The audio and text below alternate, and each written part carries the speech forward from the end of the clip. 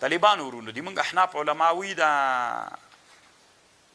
کوم علما چې وی چې د کراهت دپاره ده نو کراهت هم د چا د وجې نه ده چې تاخیر د ماښام د مانځه راځي الله مو حرمینو ته بوزه طالبانو حرمینو کې چې ماښام اذان وسي یو 15 یا 10 دقیقې انتظار کوي بس ټول انسانان په چا باندې ودرېږي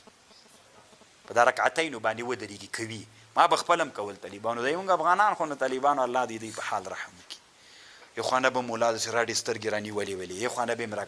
چې دا خو د احنافو په مذهب کې نسته نو د احنافو په مذهب کې نسته د حدیثو په مذهب کې خو شته که نه او د احنافو په مذهب کې هم د ابن الحمام راجح رای د اباحت مرتبه ده هلته فقها وایي چې څوک ده بیا خو بې له غدو یې دلته څوک کوي تاخیر خو کوي که نو کله خو په دې حدیث باندې هم عمل وکړه طالبانو انا افعله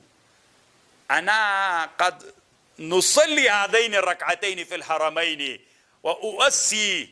لزملاء تصلي هذين الركعتين هنا مستحبه ځه طالبانو تشدد به ډېر نه کوي چې کله حدیث راسي او د حدیثو ګټه هم همدا ده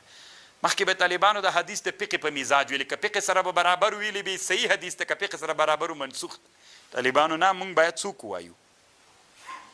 فقه طالبانو د چا په مزاج ووایو د حدیثو په مزاج وایي که ورسره برابره وه طالبانو بالرأس والعین که برابره نه وه طالبانو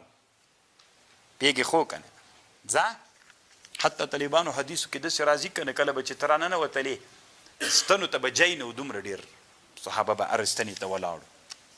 بس ده